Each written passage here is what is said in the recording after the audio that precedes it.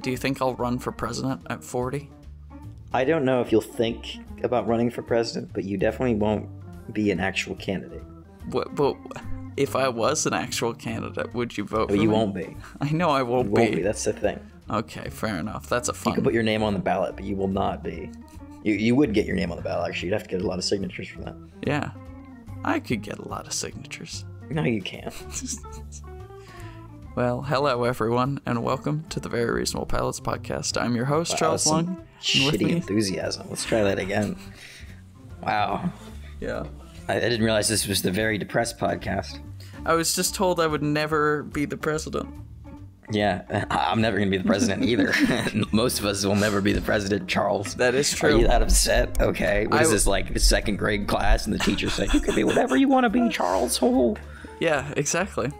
Hello, everyone, and welcome to the Very Reasonable Pilots podcast. I'm your host, Charles Long. With me, as always, my co-host, editor, producer, co-pilot, and gunner, Jacob Cloth. How are you doing today, Jacob? I am swell, Charles. How are you? I am good. Are you ready to pitch a television series?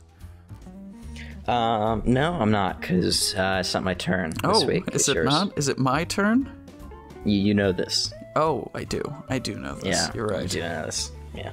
So, I have two options for you, as usual. One of them is a spy TV show set in the future that I came up with the idea for like 3 weeks ago. Is it called John Dove? No, it's not. I came up with the idea like 3 weeks ago, but only finished writing it today on the toilet. All right, so that's really needed that extra on the toilet thing. Yeah, you did. It's very important that he told us. And the other option I have is a Batman show that I think borderlines on fan fiction at certain points, which I'm not sure that we want to deal with. Because it's a show about what if his parents survived. That's basically the idea. And so, I think it's up to you to figure out what we should do. Let's go with the toilet. The toilet one? Okay. The future 70s spy TV show. That's the title, if you were wondering. Future 70s spy TV show. That's not the... I mean, we can probably... Hopefully, we can come up with a better title. But that's kind of the idea. It's a spy show set in the future, but the future is kind of similar to the 1970s. You know? Like, not in socio-political issues or anything like that, just in terms of, like, aesthetic and, like, people's haircuts. Oh, you love that word. I love that word. Jake knows how much. Aesthetic. I am ecstatic to see you. It's TH. Aesthetic. Okay, well, aesthetic. This aesthetic. This TV show. Oh my god. This TV show surrounds a secret, semi-government sanctioned organization known as the ESA, which is an acronym that stands for Espionage, Surveillance, and Assassination. The ESA is like this high-tech, super top-secret spy organization that works, behind the scenes in order to orchestrate world events. And they're one of many of these secretive spy organizations. But this one organization has some very interesting agents, one of which being Franklin Jeffrey Williams, who is a morally bankrupt star agent who is a complete bastard in every way. He's petty, he's mean, he's cruel, he's manipulative. They have no one can figure out any single reason that this guy gets kept around the agency. Like, he gets results, but his behavior is so bad that it's like, why have him anyway? Like, he's so like Archer. Like Archer, but if Archer was a sociopath. Does that make sense? Or he might be a sociopath. You know what? You're right. A psychopath. If Archer was a psychopath, he uses like social engineering in order to like pit his coworkers against each other. And so just an evil guy. Just completely an evil. Evil bastard, but also the best damn agent the agency has ever seen. You know? So he is kind of their, you know, their Archer in a way. Like, he's kind of the focal point for a lot of the big missions that go around this agency. And our show focuses on him and his brand new sidekick, Janet Wickham, who is the, you know, main character of the show. She's just been brought on from the FBI. You know what? We should change the FBI's name to be something else. Because it's in the future, but it's still the FBI. We should call it the FBIA. FBI could still exist, you know? Oh, it'll definitely... It's exactly the same organization. I just want to have the acronym be a bit silly. Because this show is meant to be silly, but also pretty fucked up. But also silly. Federal Bureau Investigations Association. That makes FBIA. Yeah, FBIA. She's just been transferred over from the... I'm going to write this down. FBI. Everyone loves this part of the podcast where Charlie writes it down and spells it out for you. She's just been transferred over, and she is a loyal, you know, patriotic, seasoned agent.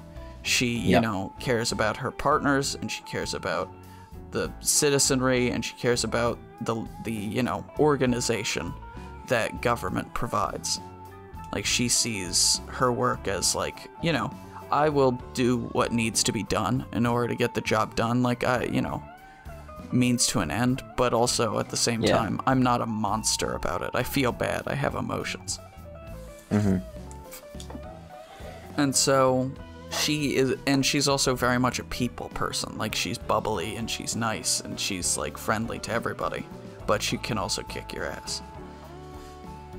And so, she has been recently hired to the ESA, and her, you know, stated goal is to reign, I'm just gonna call him FJW. FJW. That's his... Like FDR? Yeah, Frank Jeffrey Williams. Let's just call him Frank. FJW. Wait, what's his name? Frank Jeffrey Williams. Frank. So FJW? Yeah. That's and you just call him Frank. Yeah, I'm gonna call him Frank from now on. I just wrote FJW. Oh, okay. And I was gonna say that, but I was like, no, that's so many syllables. No, thank you. You call him FJ. I could call him FJ. That's a good nickname, FJ. And I want you to know, I.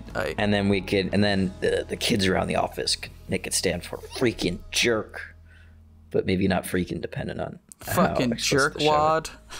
Oh wow. How's that? Is that good? I didn't know if this was a PG shirt. This is not PG show yet. I'm gonna pitch to you the pilot of that episode pretty soon, and it's not a PG show. So I'm just gonna let you in on some. I can't wait till one day we get a PG show from Charles.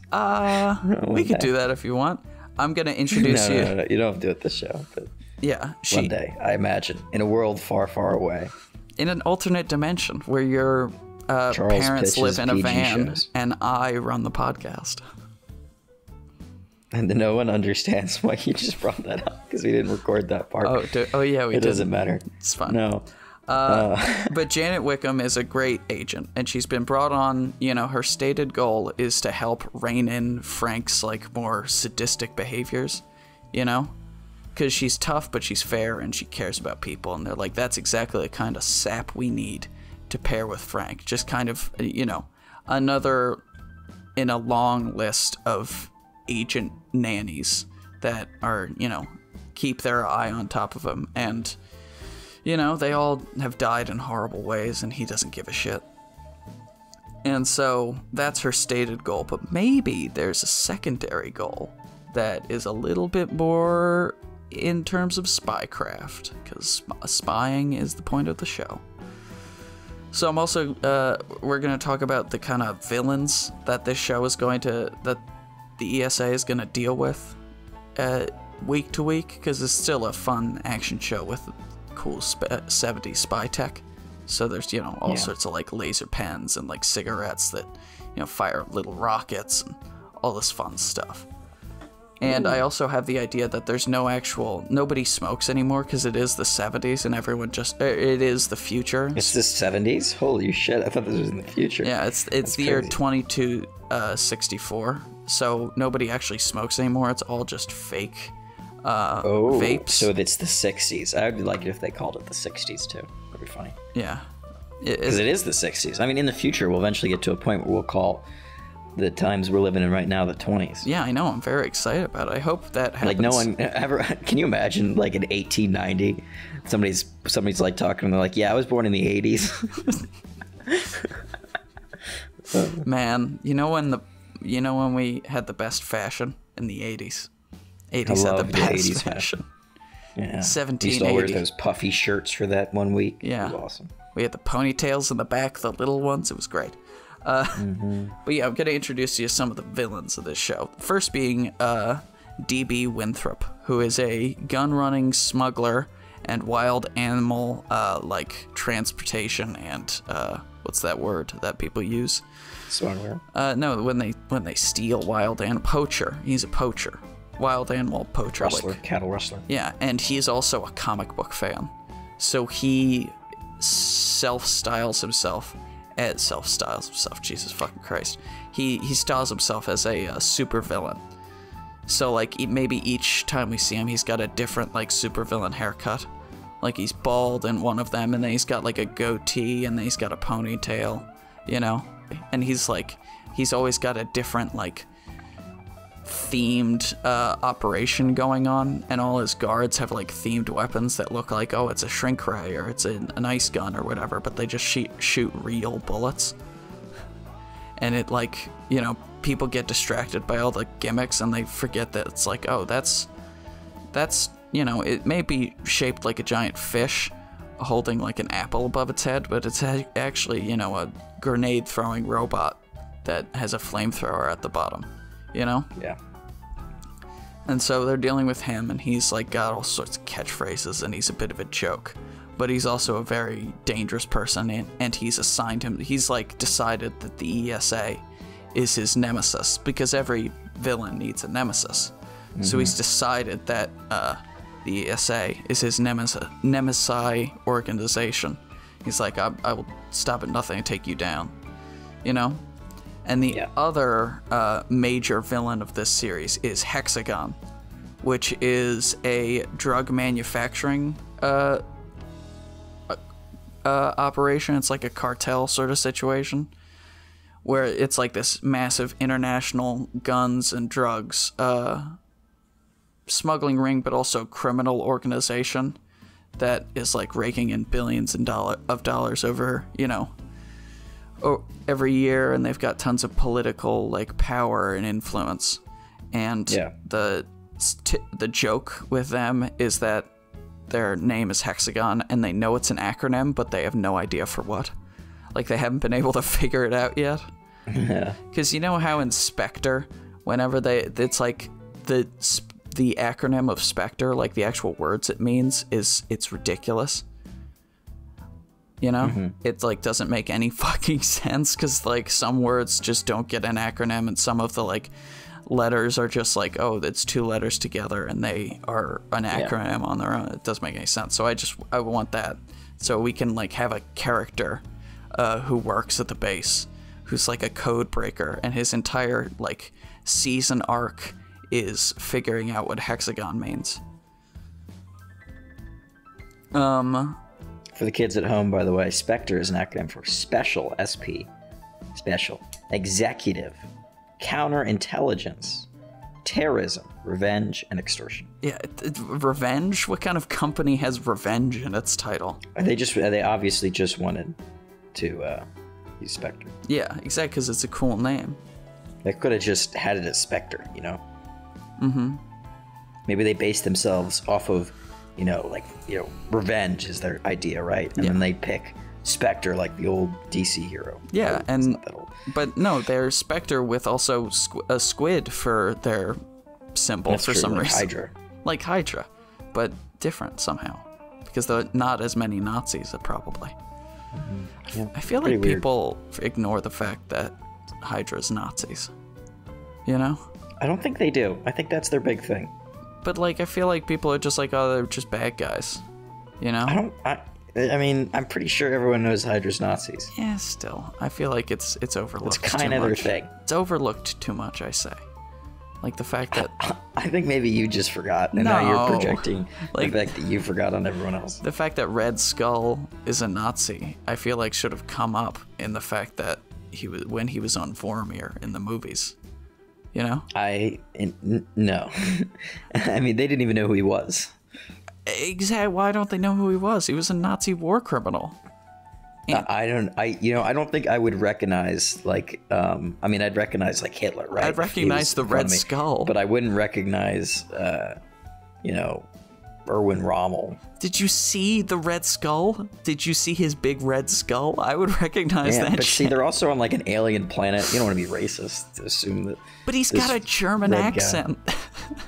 How did... It's space. People in space have weird accents. That is true. All right. Gamora speaks American English. That is very true. She does speak American English for some reason. But also, I'd be like, oh, you know what? That's pretty funny. I didn't realize this until just now. That the reason Natasha and Clint can access the Soul Stone is because they speak the Red Skull's language. But they didn't have. They didn't get the universal he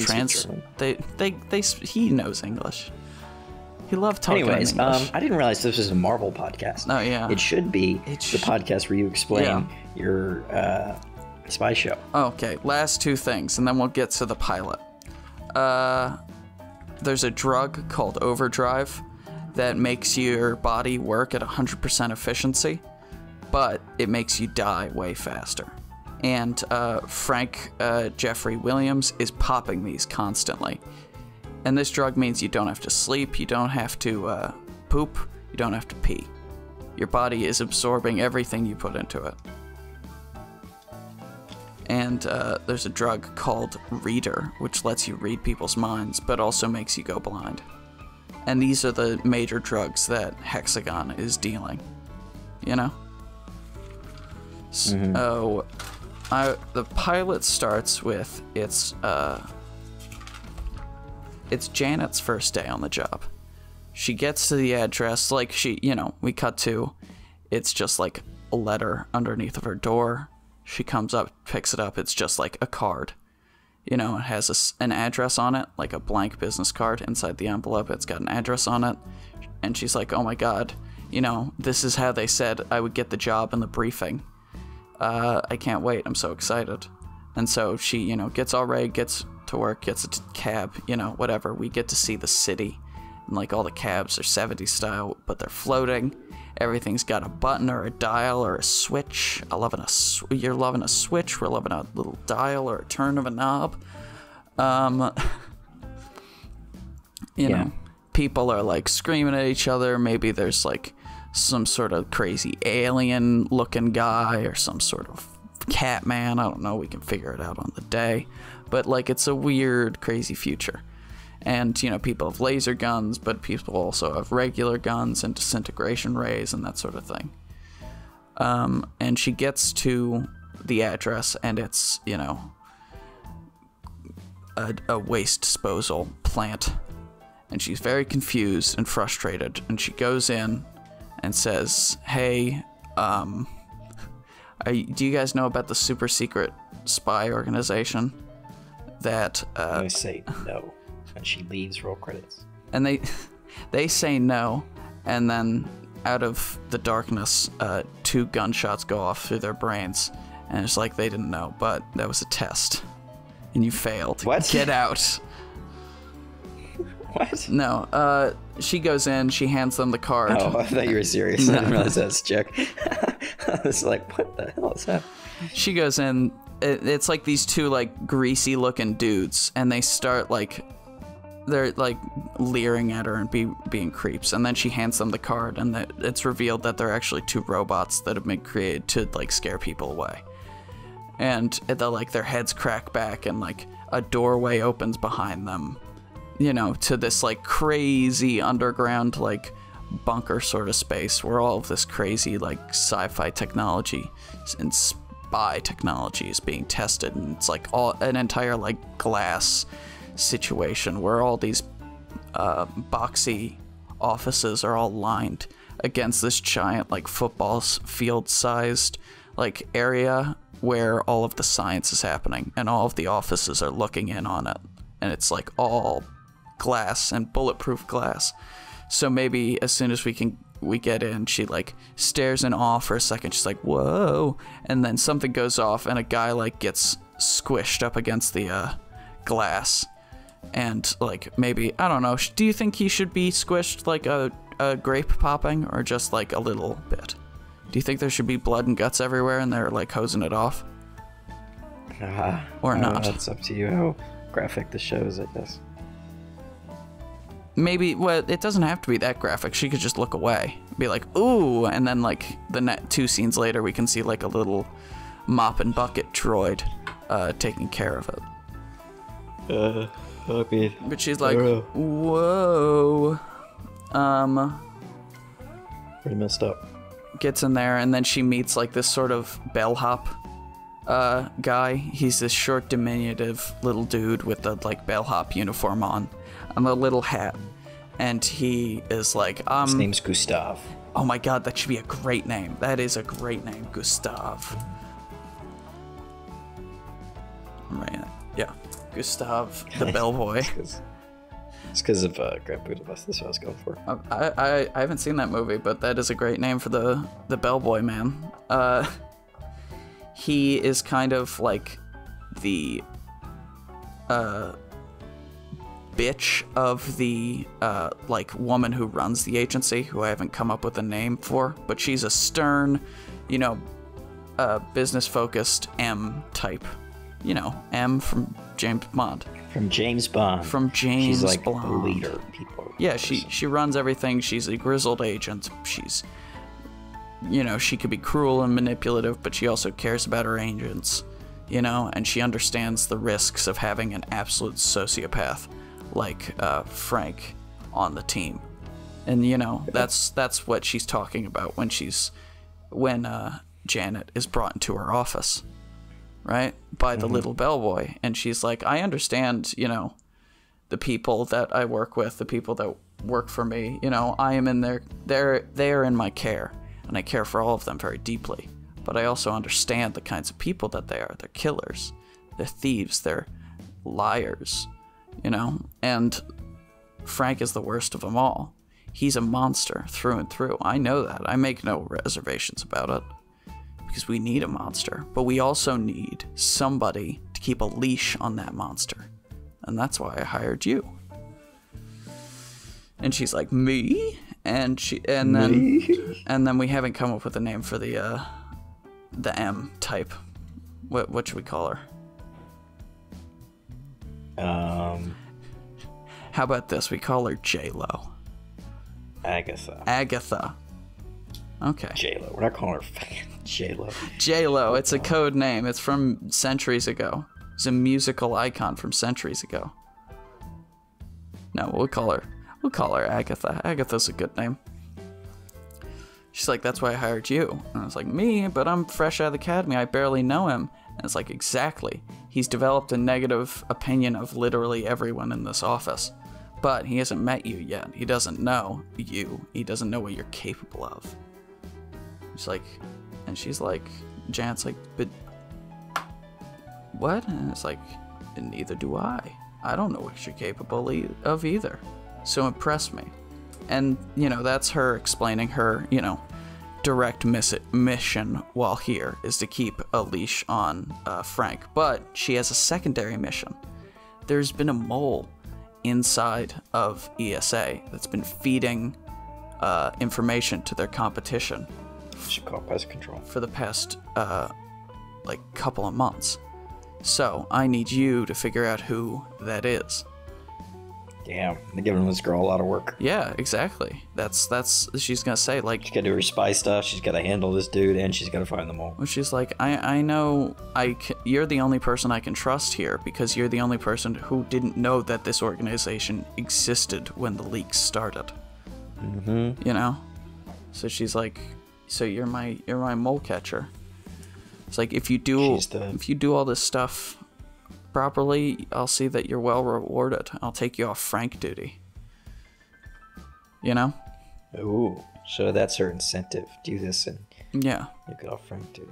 So then she goes out of the office and she's like, oh, this is a lot, but I think I can handle it. And then she runs into, like, she bumps into this guy and he's like, fucking move it. He doesn't say move, fucking, he just said move it.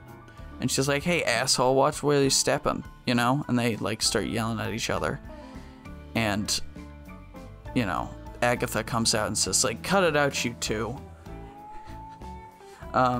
Janet, I told you to be nice. I told you to keep an eye on Frank, not scream at him. She's like, wait, that's Frank? Oh, Jesus. And Janet's like... Classic FJ. Exactly. And then Agatha's like, okay, you two go down to Frank's office and get started on the case that I sent your way. And so I want you to imagine all the computers have like a holographic screen, but they're all typewriters. Alright? And that's like how everybody sees them. So, or that's how they all are. So people are staring at them as they're walking down that giant football-sized experimentation laboratory. Yeah. And Frank's office is in the basement because he doesn't like being around people, so he's just co-opted this like sort of basement like storage space into an office, and it's leaky and it's gross and there's trash everywhere, and he's like, the room is filled with ash because he's got a cigarette lit. And would it be funny if he had like a monkey he taught how to smoke? You always want a monkey that smokes. You pitched it last week too. Yeah, I know. Monkeys that smoke are funny. Monkeys that smoke. Well, I mean, you can do it if actually, you want. Actually, you know what? You know what would be funny? He taught, like, what's a really adorable animal? Like an animal that people love. A chinchilla. People love chinchillas, and they're really, really close to extinction. So he taught one to smoke, just to be a dick. And she's like, I didn't even know you could get cigarettes anymore. And he's like, yeah, I have a guy. And we see that later. Okay. Mm-hmm. So they start discussing the mission that they've just been handed. And it's like this very simple case to start, you know, their partnership together. There's this guy that you need to find. He's a local smuggler. And you need to get some information from him. You know, his name is Terry Fredrockson. And he has some information we need about the Hexagon smuggling ring in the city. And so you need to go there and interrogate him. And so they go up to the parking lot and they get in Frank's car, which, of course, because it's me, has an artificial intelligence named Felix, who was originally a very like strict and by the book AI, because it was installed by ESA in order to keep Frank in check, but he managed to like finagle the wiring in such a way that it became this relaxed stoner car personality. And he's also got the voice of Samuel L. Jackson. Oh. So I just want you to imagine Samuel L. Jackson high, very relaxed, telling you where to drive and stuff. That's what it's like. That's tough to imagine Samuel L. Jackson relaxed. Exactly. It's very tough to imagine Samuel L. Jackson relaxed, which is why I wanted him for it. I think it'd be funny. Because this guy is meant to sound like a crazy, you know, like angry, strict dude, but Frank managed to mess with them enough that he now still has the voice of that angry dude, but he's very chill, he's very happy, he's relaxed. And so they get in the car and we do some more of the city staring, you know, that you always have to do at the beginning of a show to show off the world that the characters live in. Yeah. And this time we'll do it at the lower end side of the city. Like when Janet came in, she came in and saw the nice stuff, all of the like huge skyscrapers and, you know, beautiful buildings and stuff. Now we're gonna see the shady, skeezy part of the city, which, you know, is just like this montage of depravity that it's like, we can't do anything. You're not in the FBI anymore, Janet. We're not in the we're not in the business of protecting or serving anymore. We're in the business of killing. That's basically his thing. And so they get to like this really skeezy rundown liquor store in the middle of nowhere, and that's going to be a location we return to a lot in this series, because that's where he gets his cigarettes. It's the only place that he's found that still sells cigarettes. And so maybe we can have like a secondary, you know, subplot in which Janet develops some sort of relationship with somebody, like a child or somebody who's like in the liquor store, or somebody like she sees a kid at the liquor store all the time, and then, you know, we can have it like, oh, she sees her in episode 1 and she's like, hi, and they don't go to the liquor store. Episode 2, she sees her in episode 3 and she's like, you know, she's like, hi, but she's got bruises around her wrists, and, you know, Janet wants her to talk, but she doesn't want to talk. And then, you know, episode 4, she comes back, she's got a black eye, and she's like, oh shit. So she goes, and the only thing Janet really has been doing is killing. So she goes and like kills the dad who's been hitting her. And then, you know, episode 8 comes along, and they go to the liquor store for the last time to get a final like longful look, and the girl is gone, and, you know, the house is abandoned or something. It's like, oh, maybe violence wasn't the right choice there, Janet. Oh. But they get the cigarettes, and then they go drive down to the docks where they meet the guy. You know, they meet the smuggler, and at first they're pretending that they want to buy, and then the smuggler recognizes Frank and starts to run, and like is like, oh please don't, dear God. And Janet realizes, she opens the boxes that they were smuggling, was expecting to see like drugs or guns or maybe like some sort of sci-fi thing like stem cells or something. But instead it's a monkey smoking a cigarette. A cigarette. No, it's sneakers. Like, this guy is a very low hanging fruit in terms of smuggling, because he's just getting sneakers. Like, this guy deserves like less than 10 years in prison for this. Obviously, it's not a big deal. But Frank is like really, you know, tearing him down, and he chases him through and catches him, obvi, and then just starts really beating the shit out of him. Just wham, wham, wham, bam, thank you, ma'am. And so Janet tries to stop him, and he's, you know, she can't. He pushes her aside and like strangles him to death and like snaps his neck. She's like, what the fuck did you just do? We're, you know, supposed to get information from this guy, and you just fucking killed him. Now we can't get anything. And he, you know, goes through his pockets and finds like a list, and it's got a bunch of names and a bunch of addresses, and he's like, this seems like a good place to start. Come on, rookie. And, you know, he walks back like he didn't do anything wrong, even though he just blew the entire fucking mission. But he sits in the car before she does. She, like, you know, pulls the dead body out of the road and like hides it, and he crosses a name off a long list of people, and they, like, on a piece of paper, and they folds it up and puts it back in his jacket pocket, you know. And that's how the first episode ends. They drive back, and it's like, we'll start on this, you know, list tomorrow. You get some sleep, rookie. He drops her off at her apartment, and she, you know, lays in bed and stares up at the ceiling fan as it spins, and then cut. And that's the end. And a mournful song plays. That's the end of the pilot episode. And so where the show would go with here was the A plot would be the agency, ESA, taking down DB Winthrop just because he's aggravating. Like, he creates nothing but havoc, and he's like such a nuisance that they just have to deal with him. But there's a lot of like legal wrangling and paperwork that needs to be done. the most of the like intrigue comes in from the B plot, which is Frank murdering this list of people, and you're like, why is he killing these people? You know, blah blah blah. And should I spoil the series? Do you want the spoilers now? It's not spoiling the series. If this is the point of this, right? Yeah, it is. You're right. The point of what we do is to talk about the show. Yeah, you're right.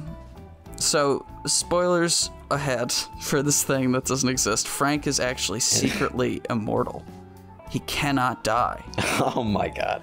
And so that's why he's such a great agent, because he's, you know, he gets shot 1,000 times. He's fine. His immortality came as a result of some extremely unethical testing that happened to him. And he was like, you know, horribly experimented on for years. And then was like, his body was dumped, but he survived and developed. His powers like developed, and he was able to survive, you know, wounds. He doesn't age, all this stuff. And that list is hunting down anyone who is even tangentially related to all of the, you know, horrible experimenting that happened to him. Like Wolverine. Like Wolverine, but he's more of a dick somehow. And you want to know who the mole is? Too bad. It was the, oh, yes. I want you to guess. Who the mole is? Yeah, of all the... It was the M character. No, it was the bellhop boy. You're gonna make Gustav the mole? Yeah, exactly. That's why it's a good name for him, because Gustav is a nice name, but it's also got a little bit Gustav, that's the main character from, or not the main character, the concierge guy. That's Ralph Fiennes' character in Grand Budapest Hotel. He's awesome.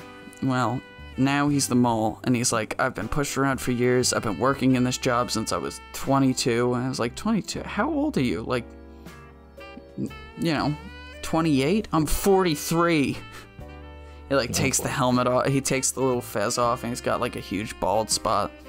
And, you know, wipes his face. He had this makeup caked on. He's like, I'm tired of working for this shit. Everybody always treats me like I'm garbage, doesn't even notice when I'm there. I'm done with it. So yeah, I've been selling you out. And guess what? Fuck you guys. And he's got like a bomb vest. No, that doesn't make any sense. How would he know he had a bomb? How would he know he was gonna get caught? But yeah. Oh, so the series would end with Frank killing everyone on that list. And then, like, you know, he is still like this horrible monster who can't die. And he's like, oh, well, my life goes back to nothing. But Janet decides to quit the ESA. And in order to do that, you can never really quit the ESA because they'll hunt you down and kill you. She and Frank, because Frank develops a sort of not like he respects her and he likes her. He's like, you're, you know, not as much of an asshole as the rest of the nanny agents. And so they erase her entirely from all government like databases in order to give her a fresh start. And then she goes to like Cabo and is like sipping Mai Tais. So yeah, that's how season 1 ends. But you know, obviously it's a spy show, so things are never what they seem. They're never over, like James Bond. Keep coming out. So that was my show. We don't have a title for it. Let's think of a title right now. I don't know. Should come up with a title beforehand. Yeah, we should have. We should have. I should have. I should have. Fuck up. It's your turn. Yeah, 100% it was me. That's on me. The Intrepid Interventionist. Don't worry, I'll come up with one in post. The Intrepid Interventionist. That's my title. Yeah, well, I'll come up with a better one. Okay, fine. That's fair. He's good at titles. Or I might use that one. We'll see. Okay. Whatever you saw in the thumbnail is what is the title. Yeah. All right. Well, thank you all for listening to the Very Reasonable Pilots podcast. I've been your host, Charles. Along with me, as always, by my co-host, editor, producer, co-pilot, and gunner, Jacob Gloth.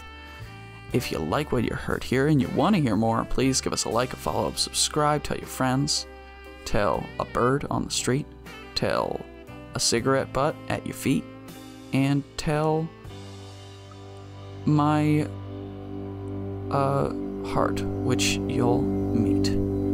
That was a little rhyme there. It was a little poem I did. Okay. Goodbye. Bye.